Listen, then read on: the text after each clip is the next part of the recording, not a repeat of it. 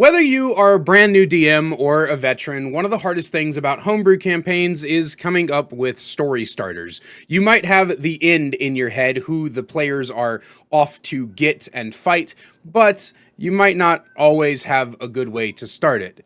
So, with that in mind, I've come up with 3 very good ways to start your campaign, and the best part about each of these is they also double as one-shot potential, so you don't have to use them to start an entire campaign, you can just use them for practice. And I'm also joined by my Curse of Strahd Special Edition, because I didn't know how else to frame myself when filming this video. Let's get started. Number 1, the campfire. Come, weary travelers, I see you're all hungry and cold. I have plenty of fresh stew and sleeping bags for all.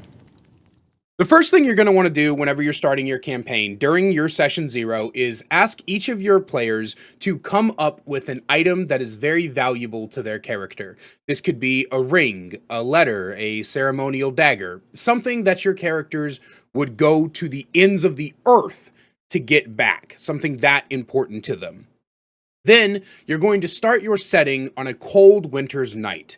Each of your players, each of your characters, are very, very tired and they're hungry. They ran out of rations a couple of days ago and they are exhausted. They will all come to an old man sitting at a campfire. Now, the good thing about this is that you do not have to have your players know each other at first. They could all just, from different directions, end up in this same place.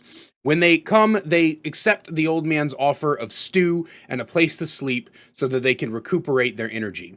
When they awake the next morning, they will find that those personal items have gone missing. After frantically searching for their items, the players will eventually come across a nearby village, and on a billboard within that village will be a wanted poster with the face of the old man. They will come to learn that this old man is the leader of a local bandit brigade who has a tendency to trap travelers in with a good old campfire and some stew, and then steal all of their shit.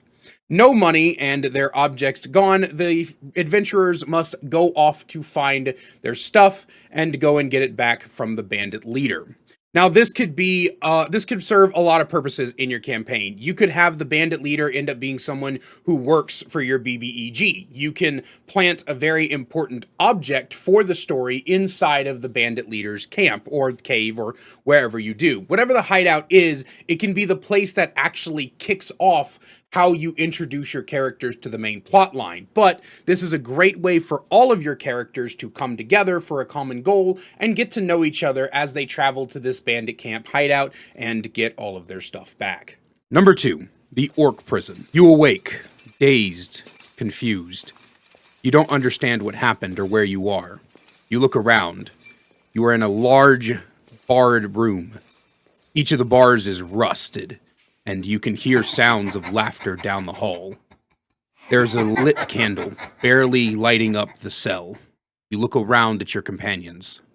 Where are you? For this campaign, I call it the Orc Prison. It is a very standard setting. Basically, what you're going to do is have your players wake up with no memory of how they got in this prison cell, and possibly no memory of who they are. That's up to you. But the important thing is that after several hours, the cell door will mysteriously swing open. And then you will allow your players to sneak out to make it to a nearby burned down village. As they explore this burned down village, they begin to touch things and investigate.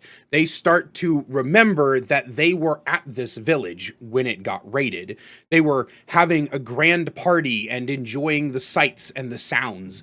They will find several bodies of people who they vaguely remember spending the night with, and they will eventually find all of their gear. After they explore the village some more and they slowly recover memories of what needs to happen, you can have them go back to the orc stronghold and defeat the orc chieftain for what he and his people had done.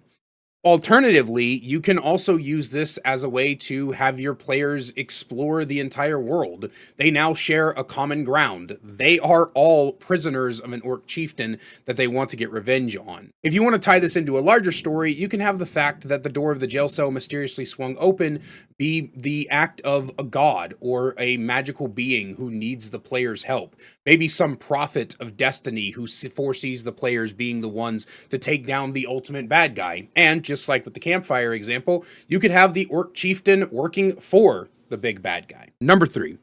The escort mission. Ho, adventurers and mercenaries from far and wide! We understand that you have all come for the reward, the mission set out by the king of our kingdom. If you will come up and sign your applications, we will review them all and hire based on who we think is best for the job. An orderly line, please. An orderly line. For this start, your party is going to respond to a flyer from a king of a rather poor country. He is looking for mercenaries, adventurers, sellswords, whoever, to help escort his daughter to an allied kingdom so that she may be wed and an alliance may be done. The reason he cannot send any of his personal guards is because, well, simply put, he can't afford to lose any of them.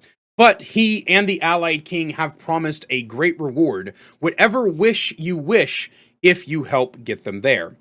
Throughout the application process, obviously each of your party members will be chosen, and they will have to escort the princess. Now, the princess is a very low-level NPC who is a level 1 illusion mage, and she is accompanied by a level 3 fighter as her personal guard, if you so wish to have that. If you don't want to have the DMPC, then you can just have her be a commoner, and you can have, like, a steward or something escort her as well. You will soon find out that the princess actually belongs to a family who pissed off a powerful Rakasha over 100 years ago. And now the party has to protect her from this Rakasha. If you're not familiar with a Rakasha, it is this really cool tiger-looking demon thing that basically holds an eternal grudge. It's really, really cool. It's one of my favorite creatures and also one of my favorite plot devices. What I really like about this story start is the Rakasha is actually the main BBEG in a lot of the times when I use the story start, but the cool thing is if you wanted to use this for your one-shot potential, you could either make the party higher level so they can actually fight off the Rakasha, or you could just take it out and have it be a normal escort mission from one kingdom to another. And that's everything I have for you guys today. This is the second ever Dungeons and Dragons video that I've ever done. Recently, my second channel, my Dead by Daylight channel, I've been talking a lot about D&D over there because Dungeons and Dragons is coming to Dead by Daylight. And so I thought maybe I would try to pick that up, and perhaps I can start making these videos without having transphobic comments thrown at me. So say goodbye to the commentary video, guys. Say hello to much more D&D content. And I love you all, and I'll see you in the next one.